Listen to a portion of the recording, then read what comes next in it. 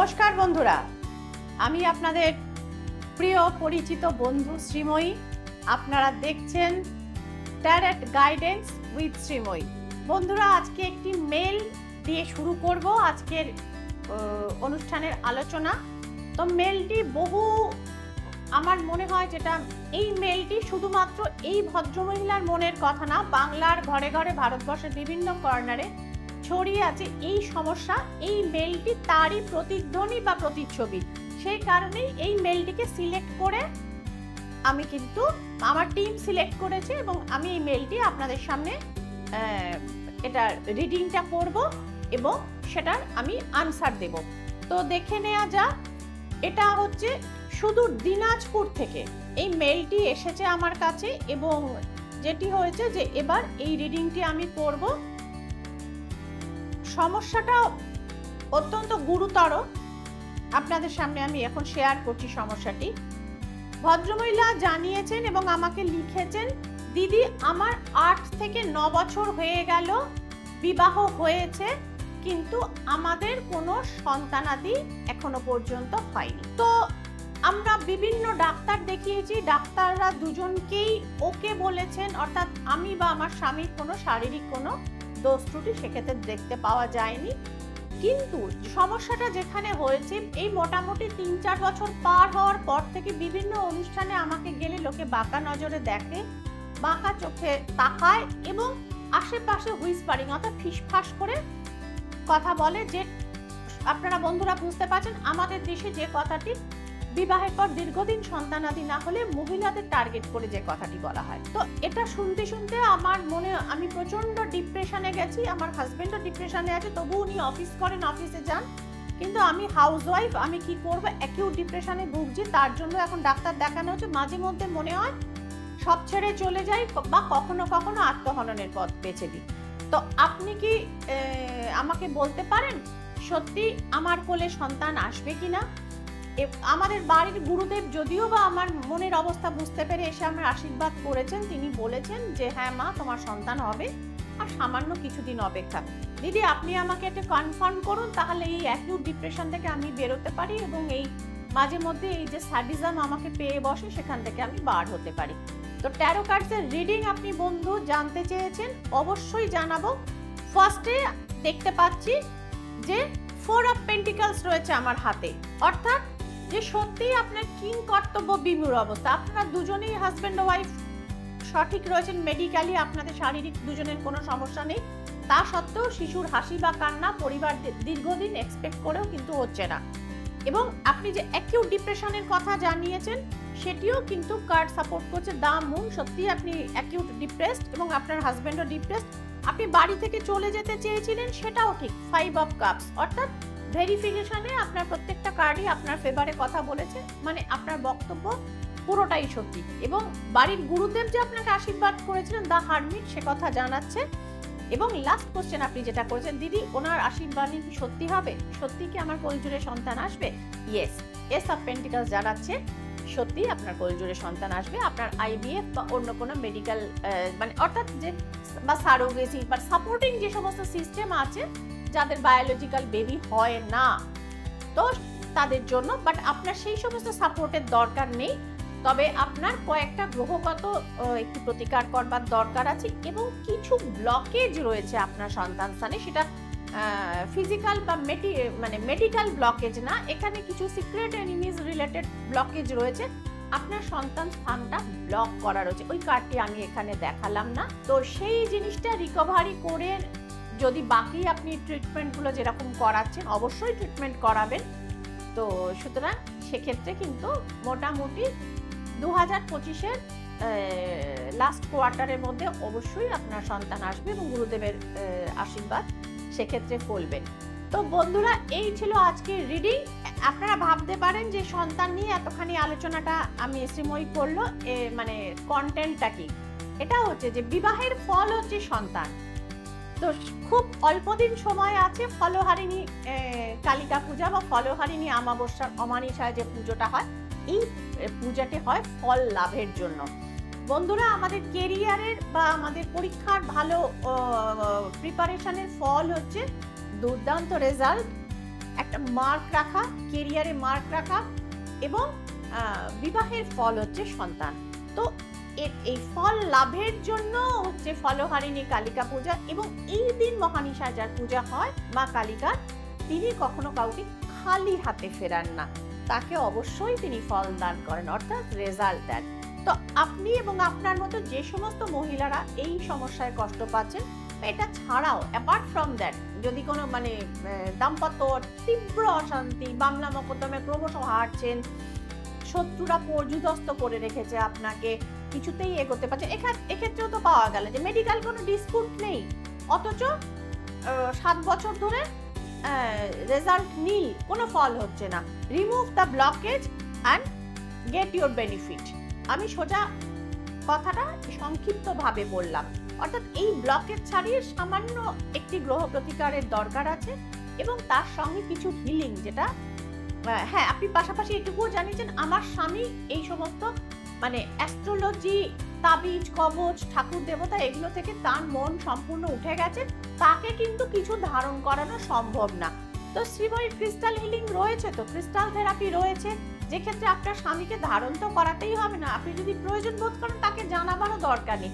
যখন তিনি ফল লাভ করবেন, আপনারা সন্তান লাভ করবেন, অর্থাৎ আপনার যেটা এক্সপেক্টেড ফল, তো তারপরে তাকে জানাবেন যে এইগুলো আমি করেছি এবং দেখো ফলটা কিন্তু হয়েছে, তখন আপনার স্বামীর সঙ্গে আমার সরাসরি যোগাযোগ করে। এরকম কত মানুষ এসছেন যারা একদম মানতেন না, ঘোর নাস্তিক, ঠাকুর দেবতায় ভরসা উঠে গেছিল, জ্যোতিষ অ্যাস্ট্রোলজি থেকে তার মানে একদম সম্পূর্ণ মন ঘুরে গেছিল, সেই সমস্ত মানুষ এসে বলে গেছেন হ্যাঁ দিদি আপনার এই পদ্ধতি কিন্তু কামাল করা পদ্ধতি। তো যাই হোক, হোয়াট এভার, যারা মনে করছেন যে ফলহারিণী পুজোতে ক্রিটিক্যাল সমস্যা সমাধান করাতে চান, তো তারা কিন্তু ইমিডিয়েট যোগাযোগ করবেন, কারণ হাতে কিন্তু আর সময় বিশেষ নেই, খুব সামান্য কয়েকটি কাজ আমি নিতে পারবো। এবং দেখুন কোথায় যোগাযোগ করবেন, আমার চেম্বারসগুলো রয়েছে, আপনারা দেখতে পাচ্ছেন, যার যেখানে সুবিধা তিনি সেখানেই যোগাযোগ করবেন, কোনো সমস্যা নেই। এবং চেম্বারও খুব বেশি নেই ফলহারিণী কালিকা পূজার আগে, আর তা বেটার আপনারা অনলাইনে যোগাযোগ করে নেবেন। আমার অ্যাসিস্ট্যান্টরা রয়েছেন, দিনের মোটামুটি 18 ঘন্টা পর্যন্ত তারা কিন্তু আপনাদের কল ধরেন, এবং তাছাড়াও রয়েছে একটি ইমার্জেন্সি হোয়াটসঅ্যাপ নাম্বার, কল না করে এখানে সরাসরি আপনারা হোয়াটসঅ্যাপের মাধ্যমে বুকিং পেতে পারেন, এবং সেটি ইমার্জেন্সি বেসিসেই কিন্তু আপনাদেরকে করে দেওয়া হয়। এবং শুধু ট্যারো কার্ড ছাড়া ওরাকেলের বুকিংও যারা করাতে চান এবং ইমার্জেন্সি বেসিসে যারা করাতে চান, তারা ওই নাম্বারটিতে দয়া করে যোগাযোগ করবেন। নাম্বারগুলি কিন্তু আপনারা বন্ধুরা স্ক্রিনে দেখতে পাচ্ছেন। তো বন্ধুরা একটি বরং কেস হিস্ট্রি শেয়ার করি, রিডিং যেটা আপনারা দেখলেন, জাস্ট গত ফলহারিণী আগেকার কথা বলছি। তো এই কৃষ্ণনগরের এক প্রথিত যশা ডক্টর আসলেন আমার কাছে, তো তার ছেলে যুক্ত হয়ে পড়েছে, মানে ভদ্রলোকের বয়স ওই মোটামুটি 58-59, বললামই প্রথিত যশা ডক্টর, তার ছেলে 21-22 বছরের ছেলে জড়িয়ে পড়েছে একটু অবৈধ সম্পর্কে। এবং অবৈধ সম্পর্কটি কিরকম, তার পাশের পাড়ার এক ভদ্রমহিলা, যে তার থেকে বয়সে বড়, এবং সে মোটামুটি একটি 12-13 বছরের সন্তানের মা, ভদ্রমহিলা ডিভোর্সি। এরপরে আজকাল সোশ্যাল মিডিয়ার যুগ বন্ধুরা, আপনারা জানেন যা হয়, সম্পর্ক যখন মধুর থাকে তখন সেলফি তোলা, রেকর্ডিং করা ইত্যাদি প্রভৃতি নানা কিছু চলতে থাকে, কিন্তু সম্পর্ক যদি হয়ে যায় টক্সিক, যদি হয়ে যায় বিটার, তিক্ততায় ভরে যায়, তখন তার ফল কি হতে পারে, এটা আজকালকার ছেলেমেয়েরা বা আমাদেরও কিন্তু সেই বিষময় ফল সম্পর্কে অ্যাওয়ার হয়ে থাকা উচিত, সেই জন্যই শেয়ার করছি কেস হিস্ট্রিটা। তো এবারে সেই ভদ্রমহিলা সেই ছেলের সাথে ঘনিষ্ঠ মুহূর্তগুলো তিনি এবার ভাইরাল করে দেওয়ার হুমকি দেখাচ্ছিলেন, এবং তিনি বলছেন তার দুটি দাবির হচ্ছে, আইদার তুমি বিয়ে করো, ভাবুন 22 বছরের ছেলের সাথে 42-43 বছরের ভদ্রমহিলার বিয়ে, যার একটি 13-14 বছরের কন্যা সন্তান রয়েছে, ওর যে অঙ্কের টাকাটি চেয়েছেন ভদ্রলোক এসে মানে কেঁদে কেটে আমাকে বললেন, ম্যাডাম আমার প্রায় 15 বছরের রোজগার, তো কোন দিকে তিনি যাবেন। পুলিশ প্রশাসনের দ্বারস্থ, কোর্টের দ্বারস্থও তিনি হয়েছিলেন, কোর্ট এবং তাকে জানিয়েছে যে এভিডেন্স কিন্তু ভদ্রমহিলার পক্ষে, এবং পুলিশও জানিয়েছে স্যার আমরাও কিন্তু নিরুপায়, আমাদেরকেও আইনের শাসন মেনে চলতে হয়। অর্থাৎ এই যুগে মেয়েদের হাতে আইনটা সাপোর্টটা বেশি। তাহলে তিনি রেস্কিউ কি করে পেলেন? ঈশ্বরের কৃপায় পেলেন। এসেছিলেন সময় মতো শ্রীময়ীর চেম্বারে, কারণ তিনি এর আগে অনেক ইন্ডিয়ান বা সনাতনী পদ্ধতি যারা প্র্যাকটিস করেন তাদের কাছে গেছিলেন। তারাও ছকটক দেখে বলেছিলেন হ্যাঁ আপনার ছেলের যে সময়টা যাচ্ছে, রাশিচক্র কুণ্ডলী অ্যানালিসিস করে বলেছিলেন যে যাচ্ছে ছেলের এই সময় একটা পদস্খলন হতে পারে এবং আপনার হরোস্কোপে বিশাল একটা অর্থহানি এবং মান সম্মানহানির যোগ রয়েছে। প্রতিকারও বেশ কয়েক লক্ষাধিক টাকা তিনি করেছেন, যেহেতু তারা যথেষ্ট প্রতিষ্ঠিত। কিন্তু কাজ কেন হয়নি জানেন? তারা ওই মহিলাটির ডেট অফ বার্থ চেয়েছিলেন, যে ওটা যদি পাওয়া যেত তাহলে আমরা ওইখানে রেমেডি করে তাকে আটকানোর ব্যবস্থাটা আমরা করে দিতে পারতাম। আনফর্চুনেটলি সেটা তো আর পাওয়া সম্ভব না। সুতরাং ইন্ডিয়ান পদ্ধতিগুলো যে সীমাবদ্ধতা, এইখানে সীমাবদ্ধ হয়ে গেছিল এবং ভদ্রলোক পাগলের মতো ঘুরছিলেন।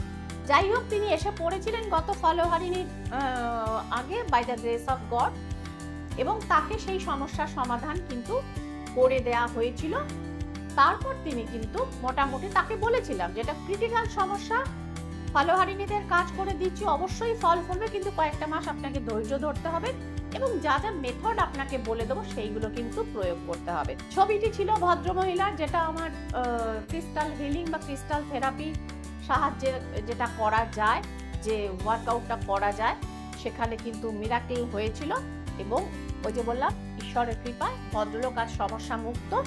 এবং তিনি আমাকে অনুরোধ করেছিলেন যে ম্যাডাম আপনি যখন বিভিন্ন চ্যানেলে এবং ইউটিউবে যখন আপনি প্রোগ্রাম করেন, আমার এই কেস হিস্ট্রিটা দয়া করে বলবেন, আমি এটা শেয়ার করাতে চাই।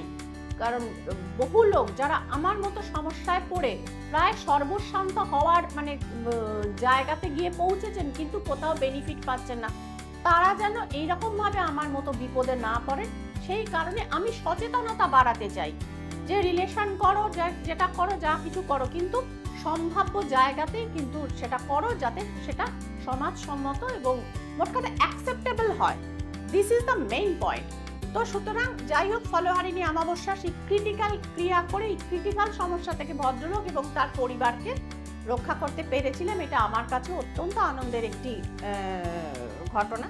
এরকম প্রচুর ঘটনা শ্রীময়ী 16 বছরের ডায়েরিতে একদম ভর্তি করা রয়েছে। তো সময় আমাদের অনেক কমে এসছে, তো আর এটাকে দীর্ঘায়িত করবো না এই এপিসোডটি। It's a highly requested video. তো বন্ধুরা, আপনারা যারা দেখলেন এবং এরকম সমস্যায় পড়ে যারা জেরবার হয়ে যাচ্ছেন, তো তারা ইমিডিয়েট যোগাযোগ করতে পারেন। আরেকটি জিনিস মাথায় রাখবেন বন্ধুরা, যদিও এটা অমাবস্যার ক্রিয়া, শ্রীময়ীর রেমেডি হিন্দু, মুসলিম, শিখ, ইসাই সকলের ক্ষেত্রে সমানভাবে অ্যাপ্লিকেবল। তো সুতরাং সেক্ষেত্রেও কিন্তু আপনারা যে কোনো ধর্মের মানুষ, কারণ জীবন আমাদের সকলে আমরা এগোচ্ছি, সেখানে জীবনের সমস্যা আসাটা কিন্তু আপনার ধর্মের উপর ডিপেন্ড করে না। এবং শ্রীময়ী প্রতিকারক ধর্মের কারণে সীমাবদ্ধ নয়, যে কারণে শ্রীময়ী কলকাতার কাজও করে, কাকিনাড়া কলুটোলার কাজ করে, ক্যালিফোর্নিয়ার কাজও করে। সো বন্ধুরা, যারা প্রয়োজন ইমিডিয়েট যোগাযোগ করে নিন। ওই যে বারবার বললাম, বেশি দিন কিন্তু সময় নেই এবং চেম্বারে আসার সময়ও খুব সীমিত হয়ে এসছে। ইমিডিয়েট আপনারা অনলাইনে যোগাযোগ করুন এবং অনলাইনে আপনারা বুকিং করে আপনারা অ্যাপয়েন্টমেন্টগুলো নিয়ে নিন এবং ক্রিটিক্যাল সমস্যাগুলো নথিভুক্ত করুন এবং অনলাইনে রিডিং এবং প্রতিকার নেওয়ার ব্যবস্থা করবেন। কারণ প্রতিকার আপনার বাড়িতে কিন্তু সরাসরি চলে যাবে। যারা অনলাইনে রিডিং করছেন, যারা চেম্বারে যোগাযোগ করেন তাদের চেম্বারে এসেই, বা যারা অনুরোধ করেন তাদের রেমেডি তাদের বাড়িতে পৌঁছে দেওয়া হয়। তো বন্ধুরা, এই ছিল আজকের ভিডিও, ফলহারিণী অমাবস্যার গুরুত্ব। হ্যাঁ, দুটো উপাচারের কথা বলে দিই বরং। ফলহারিণী অমাবস্যাতে কি দিয়ে পুজো দেবেন? প্রচুর মানুষ আমাকে জিজ্ঞেস করছেন, ম্যাডাম আপনি এটা প্লিজ বলবেন। ফলহারিণী অমাবস্যায় কোনো মিষ্টি, পায়েস বা রান্না করা ভোগ, খিচুড়ি, পোলাও, পায়েস ইত্যাদি নয়, কেবলমাত্র ফল দিয়েই কিন্তু দেবী শক্তির আরাধনা করবেন। এবং মাথায় রাখবেন, কাটা ফলের এক গাদা নৈবেদ্য দেবেন না। ফলহারিণী অমাবস্যায় কিন্তু আস্ত ফল দিয়ে পুজো হয় এবং মা কালিকা বলুন, মা তারা বলুন, যত দেবী শক্তির আরাধনা, তাদেরকে ফলের মালা দিয়েও কিন্তু সেক্ষেত্রে পরানো হয় এবং তাদের ফল দিয়েই কিন্তু সাজানো হয়। তবেই না বন্ধু আপনারা ফল পান। তো সুতরাং, এবং অবশ্যই কোনো কুমারী কন্যাকে 5টি 9টি বা 7টি কুমারী কন্যাকে আস্ত ফল কিন্তু আপনার সামর্থ্য এবং সুবিধা অনুযায়ী আপনারা দেবেন, এবং যে ব্রাহ্মণকেও ফল দান করবেন তাকে কোনো কাটা ফলের নৈবেদ্য দেবেন না, তাকে কিন্তু আস্ত ফল দিয়ে এবং তার তৎসহ দক্ষিণা দিয়ে সাধ্যমতো আপনারা খুশি করবার চেষ্টা করবেন, এবং অবশ্যই ভক্তি দিয়ে পুজো করবেন। এর থেকে বড় আর কিছু নেই। যে যার মতে পুজো করবেন, হিন্দু, মুসলিম, শিখ, ইসাই, যে যার মতো তার মানে ইষ্ট বা আরাধ্যর কাছে তারা ভক্তি সহকারে করবেন, প্রে করবেন, প্রার্থনা করবেন এবং নিজের জন্য ইপ্সিত ফলটি কিন্তু চেয়ে নেবেন, অর্থাৎ রেজাল্টটি চেয়ে নেবেন। তাহলে দেখা হচ্ছে বন্ধুরা পরবর্তী এপিসোডে। দেখতে থাকুন ট্যারট গাইডেন্স উইথ শ্রীময়ী। সকলে ভালো থাকুন, আনন্দে থাকুন, সমস্যা মুক্ত থাকুন। নমস্কার।